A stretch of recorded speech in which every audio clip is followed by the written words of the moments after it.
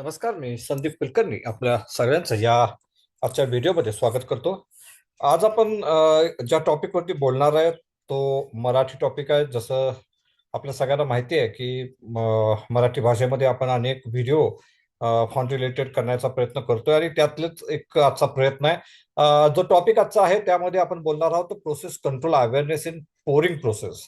ह्याला आपण setup approval म्हणू शकतो किंवा एक चेकलिस्ट म्हणू शकतो किंवा एक प्रोसेस कंट्रोलचे पॅरामीटर्स म्हणू शकतो, जे पोरिंग प्रोसेसमध्ये आपल्याला कव्हर करायचे, जे पोरिंग प्रोसेसमध्ये आपल्याला फॉलो करायचे, जेणेकरून आपली पोरिंगची जी प्रोसेस आहे ती अधिक चांगली होईल, ज्याच्यामुळं जे वेगवेगळे रिजेक्शन्स आहेत, वेगवेगळे प्रॉब्लेम्स आहेत ते आपल्याला फेस करावे लागणार नाहीत आणि आपली ओव्हरऑल फाउंड्रीची प्रॅक्टिस, ओव्हरऑल फाउंड्रीचं क्वालिटी ही इम्प्रूव्ह होण्यासाठी मदत होईल. आणि त्यासाठी आजचा हा video process control awareness in pouring process आपण घेतोय. जसं यापूर्वी एक व्हिडिओ मी ऑलरेडी शेअर केला आहे जो हिंदीमध्ये आहे, ज्याच्यामध्ये आपण सेटअप अप्रूव्हल म्हणजे काय, सेटअप अप्रूव्हल का महत्वाचा आहे या गोष्टीवरती बोललो होतो. तर मला वाटतं सेटअप अप्रूव्हलचाच हा भाग आहे, एक चेकलिस्ट आहे की आपण प्रत्येक सेक्शनमध्ये काय काय पॅरामीटर्स आहेत जे कंट्रोल करायला पाहिजे, कोणकोणत्या गोष्टी आहेत ज्या आपण बघायला पाहिजेत, कोणकोणत्या गोष्टींवरती आपण लक्ष द्यायला पाहिजे, हे या व्हिडिओच्या माध्यमातून आपण बघणार आहे. त्यामध्ये आज आपण बघणार आहोत pouring process. Pouring activity does not start with the tapping. अगदी सोप्या शब्दात सांगायचं तर बऱ्याच वेळा आपला एक गैरसमज असतो की पोरिंग प्रोसेस ही टॅपिंग नंतर म्हणजे मेटल टॅप झाल्यानंतर सुरू होती.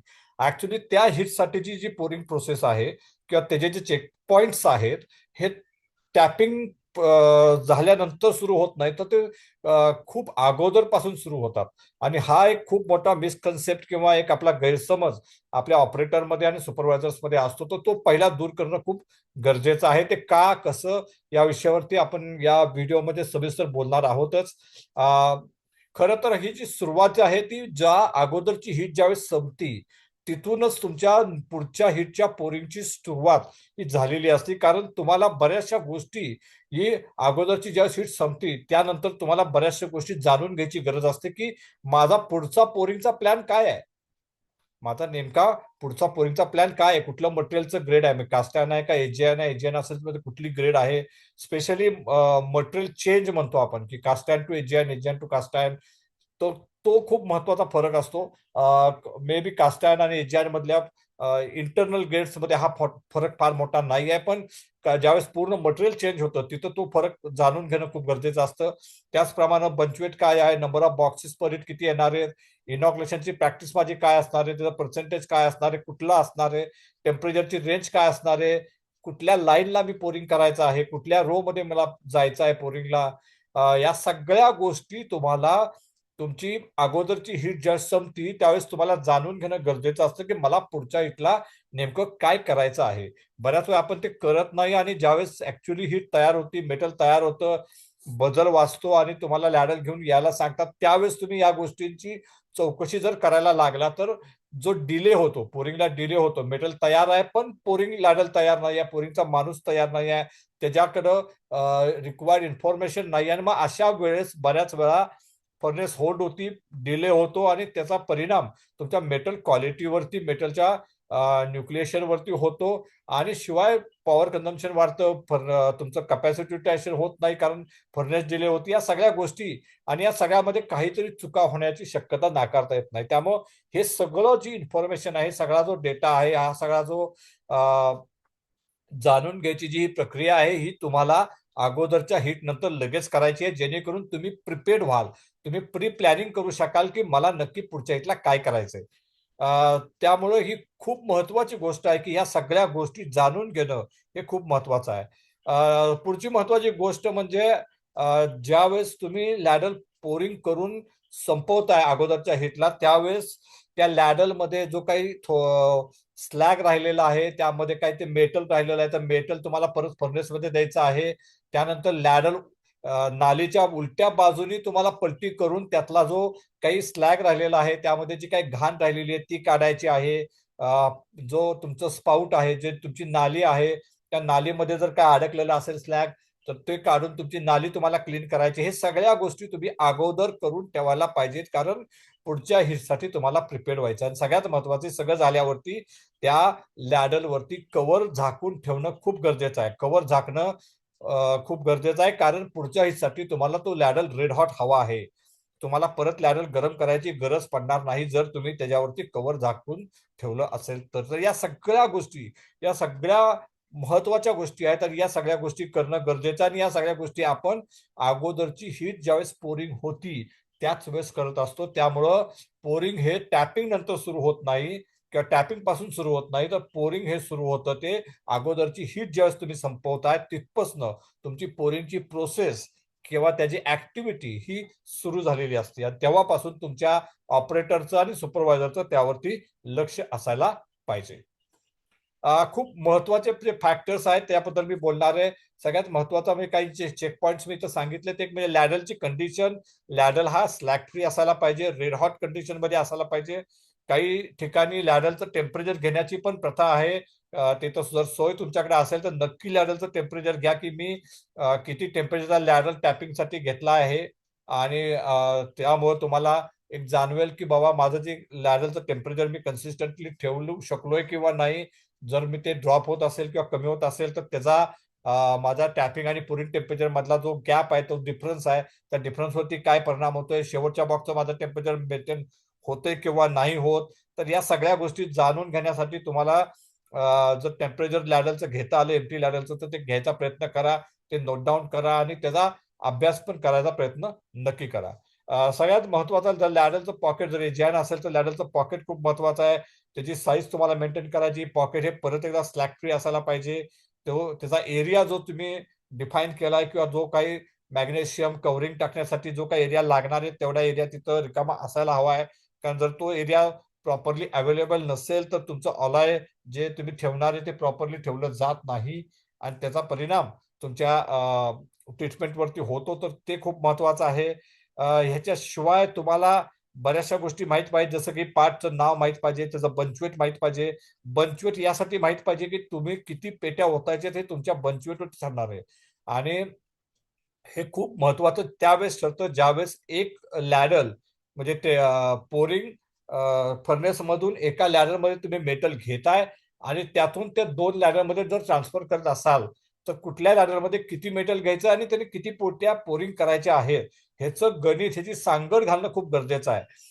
ह्याच्यावरती एक स्पेशल व्हिडिओ मी ऑलरेडी बनवलाय आणि तो नक्की बघा. पोरिंग मेटल घेणं कसं कसं पोरिंग मेटल घेताना काय काळजी घ्यायला पाहिजे, कसा तो खेळ महत्वाचा आहे. जसं की मी नेहमी उदाहरण देतो, 30 किलो तुमचं बंचवेट आहे आणि तुम्ही 500 किलो जर मेटल केलं आहे तर 17 ते 51 म्हणजे साधारण 16च पेट्या तुमच्या होणार आहेत, कारण 480 मेटल तुम्ही घेणार आहे. पण बऱ्याच वेळा असं होतं की तुम्ही ते अडीचशे मेटल देता आणि बऱ्याच वेळा असं होतं की 250 किलो मेटल घेतल्यानंतर असं होतं की 8-24 साधारणपणे 8-8 पेट्या व्हायला पाहिजेत. पण बऱ्याच वेळा असं होतं की एखाद्या वेळेस तुम्ही जर स्पिलेज वाढलं तर कदाचित ती 8वी पेटी शॉर्टफॉल होण्याची शक्यता असती. तर अशा वेळेस तुम्हाला ते जे लाईन बॅलन्सिंग आहे मेटलचं, लॅडल बॅलन्सिंग म्हणूया, metal balancing, metal weight balancing म्हणूया, ते तुम्हाला प्रॉपर करता यायला पाहिजे. ज्यावेळेस तुम्ही मेटल घेता त्यावेळेस तुम्ही स्पिलेज काहीतरी मेटल होणार आहे हे पण कन्सिडर करायला पाहिजे. शिवाय तुम्ही शेवटच्या थेंबापर्यंत मेटल ओतायचं नाही आहे. थोडंसं मेटल एक 5 किलो 10 किलो मेटल हे लॅडलमध्ये शिल्लक पण राहिलं पाहिजे, कारण शेवटचं मेटल हे स्लगिश असणार आहे. त्या स्लॅग असणार आहे, इम्प्युरिटीज असणार आहेत, कोल्ड मेटल असणार आहेत. ते जर तुम्ही शेवट ओतलं तर कदाचित तुमची शेवटची पेटी खराब होण्याची शक्यता असते. त्यामुळे लॅडलमध्ये थोडंसं मेटल ठेवणं गरजेचं आहे. मला आठवतंय एका कस्टमरनं मला या बाबतीत जागरूक केलं होतं की तुम्ही सगळं मेटल का ओतताय, त्यातलं शेवटचं मेटल जर तुम्ही नाही ठेवलं तर शेवटच्या पेटीमध्ये जे तुम्ही कास्टिंग ओतणार आहे त्यात इन्क्लुजन येणार नाही का, हे प्रश्न त्याने मला विचारले होते. आणि मला वाटतं खूप महत्वाचा मुद्दा आहे. आता किती मेटल बॅलन्स ठेवायचा हा प्रत्येकाचा आपला आपला मुद्दा आहे. माझ्या मते साधारण 5 ते 10 किलो मेटल तुम्ही ठेवलं तर सफिशियंट आहे. तर हे 5 ते 10 किलो मेटल ठेवायला पाहिजे. 5 ते 10 किलो तुमचं 5 किलो तुमचं स्पिलेज होणार आहे. तर हे कॅल्क्युलेशन करून तुम्हाला लॅडलमध्ये मी मेटल किती घ्यायचं आहे, जेणेकरून जे बॉक्स मला करायचे आहे ते प्रॉपर होतील. बऱ्याच वेळा असं होतं की तुमचं बंचवेट 30 किलो आहे आणि 2 लॅडल आहेत आणि एका लॅडलमध्ये 15 किलोमीटर राहिलं, एका लॅडलमध्ये 20 किलोमीटर राहिलं आणि त्यामुळं तुम्ही दोन्ही लॅडर परत आणले. पण त्यावेळेस जर तुम्ही प्रॉपर मेटलचं बॅलन्सिंग केलं असतं तर कदाचित हे 20 आणि 15 मेटल एकाच लॅडरमध्ये असतं तर कदाचित अजून एक पेटी पोरिंग होऊ शकली असती. तर हा पण विचार कुठंतरी तुम्हाला करणं गरजेचं आहे की मी किती मेटल कुठल्या लॅडरमध्ये द्यायचं, कारण त्याचं बंच वेट किती आहे, माझं स्पिलेज काय होणार आहे, आणि मला थोडंसं मेटल लॅडरमध्ये परत शिल्लक पण ठेवायचे. तर या सगळ्याचा विचार करून हे सगळं गणित तुम्हाला बसवायचं आणि त्यासाठी बंच वेट माहीत असणं खूप गरजेचं आहे. पुढचा महत्वाचा भाग म्हणजे metal to be transfer to ladle. जे मेटल लॅडल मध्ये ट्रान्सफर करायचे ते किती, मी ऑलरेडी आता आपण बोललो. Number of boxes to be poured, buffer stock of metal in case of metal spillage on the box. हाही विषय आपण आता बोललो की थोडंसं सेपर साईडला मेटल तुम्हाला लॅडरमध्ये ठेवावं लागतं. पुढचा महत्वाचा मुद्दा इनॉक्युलेशन पर्सेंटेज. तर मला किती इनॉक्युलेशन टाकायचंय आणि कुठलं इनॉक्युलेशन टाकायचं हे खूप महत्वाचं आहे. बऱ्याच वेळा आपण वेगवेगळ्या टाईपचे इनॉक्युलेशन वापरत असतो. बेरियम बेस असेल, स्टॉन्शियम बेस असेल, सुपरसीड असेल, किंवा वेगवेगळ्या टाईपच्या ऑलॉइज एलिमेंट ऍडिशन असणारे इनॉक्युलेशन आपण वेगवेगळ्या ठिकाणी वेगवेगळ्या आयटमसाठी वापरत असतो. तर ते एक्झॅक्टली या पार्टला कुठलं वापरायचं, त्याचं पर्सेंटेज काय आहे हे माहीत असणं गरजेचं आहे. त्याप्रमाणे तुम्ही प्रिपरेशन करून ठेवता की ते वजन तुम्ही प्रॉपरली करून ते इनॉक्युलेशन हे ठेवलेलं असतं, जेणेकरून ते टाकताना तुम्हाला गडबड होणार नाही. बऱ्याच वेळा असं होतं की टॅपिंग करतोय आपण आणि त्याच वेळेस इनॉक्युलेशन वजन केलं नाही आणि मग तुम्ही पटकीने ते इनॉक्युलेशन त्या डब्यातनं घेता, ते वजन करायचा प्रयत्न करता, पटकीन टाकता, मग त्यात वजन व्यवस्थित होत नाही. किंवा काही वेळेस तुम्ही वजन न करताय, मी बऱ्याच ठिकाणी बघतो की लोक गडबडीमध्ये पटकीने त्या स्पून इनॉक्युलेशन घेतात आणि टाकतात. ते स्पूनचं माप जरी ठरलेलं असलं तरी ते वजन करून टाकल्यानंतर ते तुम्हाला अधिक सोयीस्कर पडणार आहे. कारण आपण लॅडरमध्ये जे मेटल घेणार आहे ते प्रत्येक वेळेस इक्वल किंवा सारखं नसतं. ते बंचवेट प्रमाणे, बॉक्स प्रमाणे, पार्ट प्रमाणे थोडंफार व्हेरी होत असतं. तर त्यामुळे इनॉक्युलेशन हे प्रॉपरली वजन करता येऊ शकतं जर तुम्हाला ते प्रॉपरली अगोदर माहीत असेल की मी कुठला पार्ट पुढच्या इथला पोरिंग करणार आहे. म्हणून मगाशीच म्हणलं त्याप्रमाणे तुम्हाला अगोदर ही सगळी जी प्लॅनिंग आहे हे अगोदर माहीत असणं गरजेचं आहे. आणि त्यामुळे तुम्ही हे प्रिव्हेंटिव्हली प्रॉपर प्लॅन करू शकता, ह्याची प्रॉपर प्रिपरेशन तयारी करू शकता आणि त्याचा नक्की तुम्हाला फायदा होऊ शकतो. तसंच मोल्ड इनॉक्युलेशन आपण काही वेळेस करतो, तर ते सुद्धा तुम्हाला माहीत असणं गरजेचं आहे. मोल्ड इनॉक्युलेशन करायचं असेल तर तिथं तुम्हाला माणूस, अतिरिक्त एक माणूस ठेवायला लागणार आहे. तर ती पण तयारी ही तुम्हाला त्या वेळेमध्ये करता येऊ शकते, जेणेकरून ज्यावेळेस मेटल घेतोय त्या मेटल होल्ड होणार नाही, थांबणार नाही. ते पटकीने ओतलं जाईल आणि प्रॉपरली तुम्हाला ह्याच्यावरती काम करता येईल.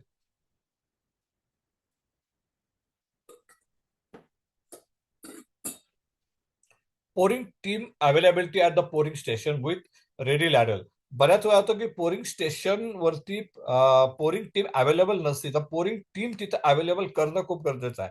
जर पोरिंग टीम जागेवरती नसेल, मेटल रेडी आहे टॅपिंग करता आणि मेटल तुम्ही टॅप केलंय आणि पोरिंगची माणसंच जागेवर नसतील तर परत डिले होऊ शकतो. आणि त्यामुळं पोरिंगची माणसं जागेवरती आणणं हे खूप महत्वाचं आहे. त्यावेळेस तिथं असायला पाहिजे. त्यासाठी जे कम्युनिकेशन आहे, जे मेल्टिंग सुपर डिपार्टमेंटचं आणि पोरिंग डिपार्टमेंटचं हे कम्युनिकेशन हे खूप चांगलं आणि स्ट्रॉंग असायला पाहिजे. त्याचप्रमाणे जे डक्टाईल आणि ट्रीटमेंट लॅडर असेल तर तो अगोदर प्रॉपरली फिल करून ठेवायला पाहिजे. त्यामध्ये मॅग्नेशियम अलॉय असेल, कवरिंग असेल, हे टाकून जो लॅडल हा प्रिपेअर्ड असायला पाहिजे, जेणेकरून तुमची ज्यावेळेस ट्रीटमेंट होती आहे तर त्या मेटल तयार होतंय, तर मेटल तयार झाल्याबरोबर इमिजिएटली तुमचा लॅडल तिथे लागला गेला पाहिजे आणि ट्रीटमेंट व्हायला पाहिजे. तर हे जे कॉर्डिनेशन आहे, हे जे एकमेकांबरोबरचा समन्वय आहे, हा समन्वय खूप महत्वाचा आहे. आणि हा जर तितका चांगला असेल तितकं तुमचं मेटल लवकरात लवकर फर्नेस मधून खाली टॅप होणार आहे आणि तितक्या लवकर तुम्हाला हे पोरिंग करून पुढच्या हिटसाठी फर्नेस रेडी करता येणार आहे. पुढचा महत्वाचा मुद्दा आहे तो म्हणजे गॅस इग्निशन पर्सन. गॅस दाखवणारा जो माणूस आहे तो पण तयार पाहिजे. बऱ्याच वेळा असं होतं की तुमचं पोरिंग चालू झालंय पण गॅस दाखवणारा माणूस जागेवर नसतोय. तर हे गॅस दाखवणं खूप महत्वाचं आहे आणि त्यासाठीचा जो माणूस आहे तो तिथं हजर असणं गरजेचं आहे. इनॉक्युलेशन पाऊच और टीन शुड बी अवेलेबल. जसं मगाशी म्हटलं की इनॉक्युलेशन वजन करून ठेवायला पाहिजे, ते जागेवरती असायला पाहिजे, अवेलेबल असायला पाहिजे, जेणेकरून तुम्ही ते पटकिनी लॅडलच्या स्टीम मध्ये टाकू शकताय और मेटलच्या स्टीम मध्ये टाकू शकताय. आणि त्याचा नक्की तुम्हाला फायदा असा होणार आहे की तुमचा वेळ वाचणार आहे आणि तुमची मेटलची क्वालिटी ही इम्प्रूव्ह होणार आहे.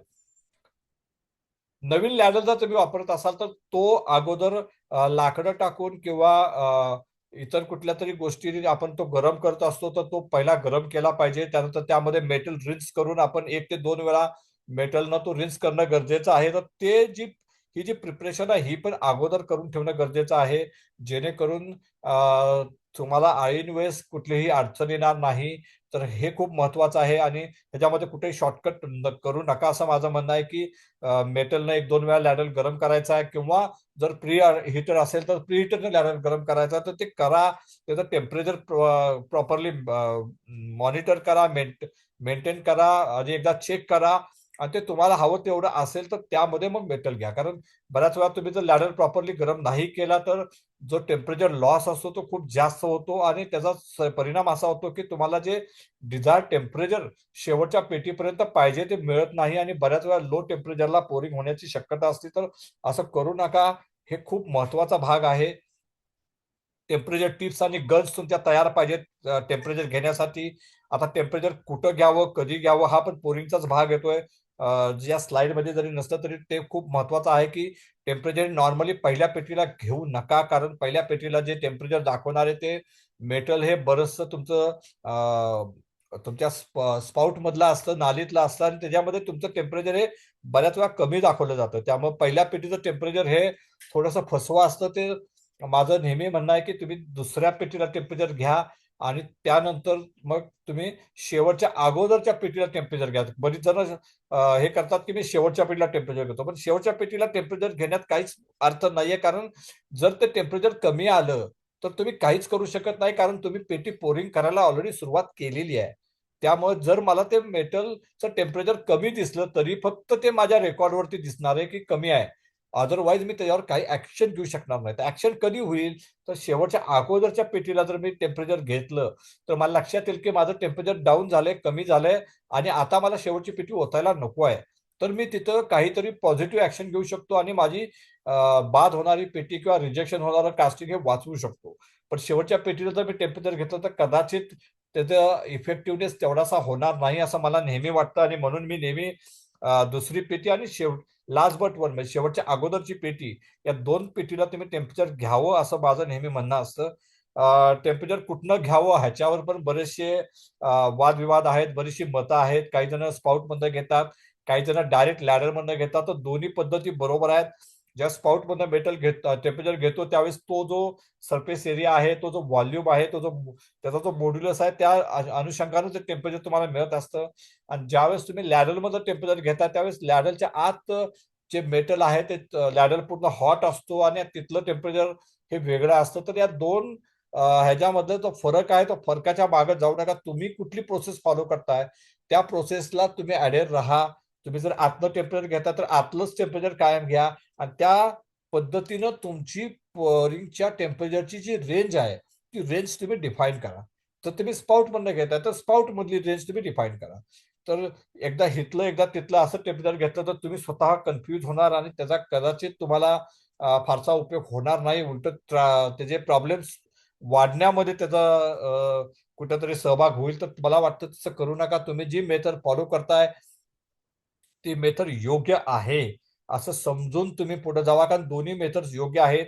बऱ्याच वेळा लॅडलच्या आत टेम्परेचर घेणं अवघड असतं. तुम्हाला झाकण काढावं लागतं. शिवाय ज्यावेळेस तुम्ही टीप आत बुडवताय त्या टीप खराब होती, होल्डर खराब होतो.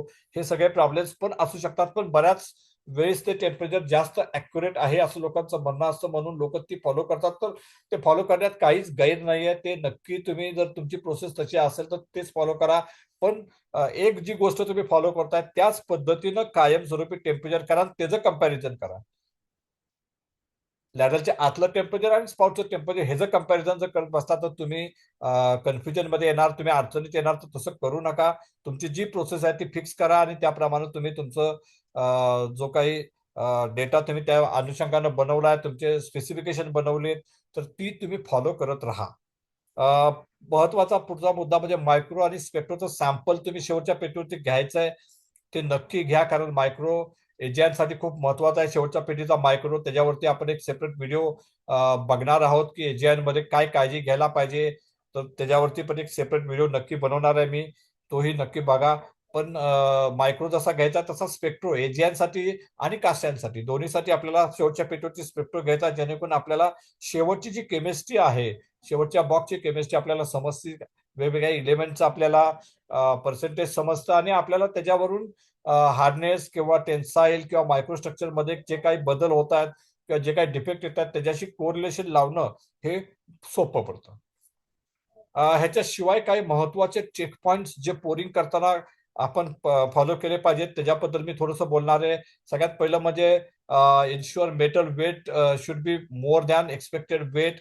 जे वजन बंच वेट आहे त्यापेक्षा नेहमी तुमच्या लॅडरमध्ये जास्त मेटल असायला पाहिजे, जेणेकरून शॉर्टफॉल होणार नाही. समजा शेवटची पेटी ओततोय आणि 50 किलो मेटल आहे, 50 किलो बंचवेट आहे, तुमच्या लॅडरमध्ये 51 किंवा 50 किलो मेटल असेल तर ते ओतणं कायमच रिस्की असतं. पण तिथं किमान 52, 54, 55 किलो मेटल असणं गरजेचं आहे, जेणेकरून ते शॉर्टपोर होणार नाही. दुसरं महत्वाची गोष्ट म्हणजे कमीत कमी 5 इंच हाईट तुम्ही मेंटेन करावी असं माझं मत आहे. ज्यावेळेस तुम्ही पोरिंग करताय त्यावेळेस जी हाईट आहे बॉक्सच्या टॉप पासून लॅडरच्या स्पाउटची, तर ती 5 इंच तरी मिनिमम असायला पाहिजे. ही हाईट अर्थातच तुमच्या बॉक्स साईज वरती, लॅडरच्या जो स्पाउट आहे त्या डिग्रीवरती, बऱ्याच गोष्टीवरती अवलंबून आहे. त्यामुळे ही खूप जनरिक स्टेटमेंट आहे 5 इंच हे. तर ती तुम्ही डिफाईन करा, पण ती जास्त कमी आणि जास्त उंच पण नकोय. म्हणजे जास्त कमी असेल तर तुम्हाला प्रेशर हेड मिळणार नाही. मेटल ज्यावेळेस तुम्ही अगदी कमी उंचीवर ओतताय त्यावेळेस तुम्हाला जे अपेक्षित प्रेशर हेड आहे किंवा स्टॅटिस्टिक प्रेशर आहे ते मिळणार नाही. त्याचाच परिणाम असा होतो की गॅस इव्हॅल्युएशनला अवघड होते, गॅस बाहेर पडण्यासाठी अवघड होते, ब्लोहोल सारखं रिजेक्शन तुमचं वाढू शकते, कोल्ड येऊ शकते, कारण त्या प्रेशरनं मेटल जाणार नाही. जर खूप जास्त उंचीवरनं तुम्ही ओतलं तर तुम्हाला मेटलचा टर्ब्युलन्स वाढतो, सॅन इरोजन वाढतो आणि हे सगळे इश्यूज तुम्हाला येऊ शकतात. त्यामुळे optimization of pouring height and pressure head is very important. Optimization करा पोरिंग हाईट आणि प्रेशरचं. योग्य पोरिंग हाईट मेंटेन करा, प्रेशर हेड मेंटेन करा पोरिंग करताना. पोरिंग सुरू होण्यापूर्वी तुम्ही तुमच्या बॉक्सचे जे क्लॅम्प आहेत ते प्रॉपरली टाईट केलेत का बघा. बऱ्याच वेळा ते क्लॅम्प हे टाईट केलेले नसतात प्रॉपरली, त्याच्यामुळं लिकेजेस होतात, बॉक्स लिकेज होतं. त्यामुळे ते क्लॅम्प प्रॉपरली टाईट केलेत का बघा. फिल्टर्स टाकलेत का बघा. बऱ्याच वेळा स्लीव टाकली जाते पण फिल्टर टाकायचे विसरतात. तर हे छोट्या छोट्या गोष्टी आहेत ज्या तुम्ही जाता जाता एखाद्या मिनिटामध्ये ऑब्झर्व करू शकता, व्हेरीफाय करू शकता, जेणेकरून ज्यावेळेस तुम्ही पोरिंग सुरू करताय त्यावेळेस हे सगळे इश्यू तुम्हाला फेस करावे लागणार नाही आहेत. शेवटच्या बॉक्स ओतण्यापूर्वी मगाशी म्हटलं तसं मेटलचं वेट व्हेरीफाय करा, डबल इन्शुअर 2दा व्हेरीफाय करा आणि मग शेवटचा बॉक्स होता, कारण शॉर्टफॉल होणार नाही ह्याची काळजी घ्या. ज्यावेळेस पोरिंग संपतंय त्यावेळेस आणि पोरिंग चालू असताना दोन्ही वेळेस तुमच्या लॅडलवरती सेलाउटचं कव्हर पाहिजे, जेणेकरून जे लॉसेस आहेत, रेडिएशन लॉसेस आहेत, ते रॅलीचे लॉसेस होणार नाहीत. कारण हवेमध्ये जी एनर्जी वाया जाते, हीट जाते, त्यामुळे तुमचं टेम्परेचर ड्रॉप होण्यासाठी खूप जास्त पद्धतीनं ते लवकर ड्रॉप होऊ शकतं आणि त्यामुळं ते अवॉइड करण्यासाठी लॅडरवरती झाकण ठेवणं खूप गरजेचं आहे. सेराऊट कव्हर तुम्ही शिवू शकता. अगदी साधं उदाहरण घ्यायचं म्हटलं तर आपण घरी जस्ट आंघोळीसाठी पाणी तापवतो किंवा पिण्यासाठी पाणी तापवतो त्यावेळेस आपण त्यावरती झाकण ठेवतो. का झाकण ठेवतो? तर ते पाणी लवकर गरम व्हावं, आपल्या गॅसची बचत व्हावी म्हणून आपण ते झाकण ठेवलेलं असतं. तर तसंच आपल्या फॉन्ड्रीमध्ये, आपल्या कारखान्यामध्ये नक्की तुमच्या लॅडरवरती झाकण ठेवा, जेणेकरून ते जी हीट आहे ती आतल्यात राहील आणि तुमचं टेम्परेचर ड्रॉप हा कमी होईल आणि त्याचा नक्की फायदा तुमचा पॉवर कन्झम्पशन कमी करण्यासाठी आणि शेवटच्या पेटीवरचं जे टेम्परेचर तुम्हाला मेंटेन करायचं ते मेंटेन करण्यासाठी होईल.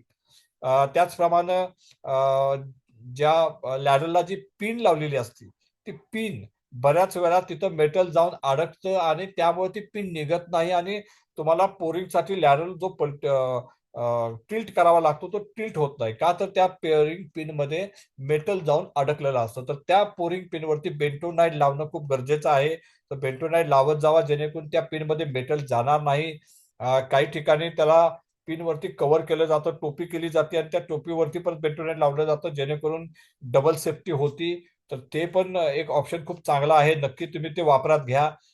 त्याचप्रमाणे पहिल्या पेटी ओतण्यापूर्वी जे कोल्ड मेटल आहे स्पाउटमध्ये थोडाफार जर काही स्लॅग असेल तर तो काढा, जेणेकरून तो मोल्ड मध्ये जाणार नाही. त्याचप्रमाणे तुमचं पोरिंग जे आहे ते वेगानं करा, फास्ट करा. डाऊनस्क्रू तुमचा जो आहे तो कायम तुमचं गेट हे भरून राहिलं पाहिजे, जेणेकरून प्रेशर हेड मेंटेन होईल, जेणेकरून गॅसेस बाहेर जाण्यासाठी मदत होईल, कोळशट येणार नाही आणि एक चांगला लॅमिनर फ्लो तुमच्या मेटलला मिळेल. टर्ब्युलन्स तुमचा अवॉइड होईल. त्याचप्रमाणे जर स्लीव वापरली असेल, त्यामध्ये जर फोम फिल्टर टाकला असेल तर नक्की पोरिंग झाल्यानंतर तो फोम फिल्टर बाहेर काढा, जेणेकरून तुमचं जे स्लीवचं काम आहे फिडिंगचं ते प्रॉपर होईल. याच्यावरती सेपरेट व्हिडिओ आहे, तो फिल्टर बाहेर का काढावा ह्याच्यासाठी, तर तो नक्की बघा. त्याचप्रमाणे खूप महत्वाची गोष्ट म्हणजे जी कन्सिस्टन्सी ऑफ फ्लो आहे मेटलची, पोरिंग करताना एका सुरात एका धारेनं पोरिंग व्हायला पाहिजे.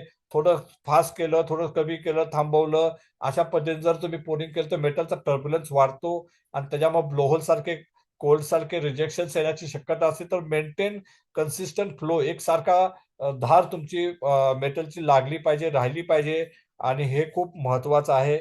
मला वाटतं ह्या सगळ्या गोष्टी जर तुम्ही फॉलो केल्या, या सगळ्या गोष्टी जर तुम्ही चेक केल्या, या सगळ्या गोष्टी जर तुम्ही अंमलात आणल्या तर नक्कीच तुमचं पोरिंग हे अतिशय चांगलं होणार आहे. तुमच्या पोरिंग मधून येणारे रिजेक्शन्स तुमचे कमी होणार आहेत आणि सगळ्यात महत्वाचं म्हणजे तुम्हाला क्वालिटी कास्टिंग हे मिळणार आहे. तुमचं पॉवर कन्झम्पशन कमी होणार आहे, लोकांचा हॅडॅक कमी होणार आहे, तुमच्या मागे सुपरवायझर आणि मॅनेजरची होणारी किटकिट कमी होणार आहे आणि त्याचा नक्की फायदा हा तुम्हाला आणि तुमच्या फाउंड्रीला होणार आहे. तर मला खात्री आहे की हे सगळं तुम्हाला जे काही गोष्टी मी सांगितल्या त्या पटल्या असतील, त्यातल्या बऱ्याचशा गोष्टी तुम्ही इम्प्लिमेंट कराल आणि त्याचा फायदा तुम्हाला वैयक्तिकरित्या आणि कंपनीला पण होईल याची खात्री मला आहे. असे वेगवेगळ्या टॉपिकवरचे व्हिडिओज आपण मराठीमध्ये पण घेऊन येणार आहोत. तर त्यातलीही एक ऑलरेडी काही व्हिडिओ ऑलरेडी आणलेले आहेत. त्यातली सुरुवात खूप पूर्वीच केलेली आहे, पण कुठेतरी मध्ये गॅप राहिला होता. आता परत एकदा आपण नव्यानं या सगळ्या गोष्टींकडे निघालो आहोत. तर नक्कीच तुम्हाला हे व्हिडिओ आवडतील अशी आशा आहे. तर या व्हिडिओसाठी जर तुम्हाला हा आवडला असेल तर लाईक करा आणि या व्हिडिओ मुळे जर तुम्हाला काय फायदा होणार असेल, काय फायदा झाला असेल तर नक्की तुमच्या कमेंट्स आम्हाला कळवा आणि आमच्या युट्यूब चॅनलला सबस्क्राईब करा. एवढी विनंती करून मी हा व्हिडिओ संपवतो. खूप खूप धन्यवाद. Thank you very much.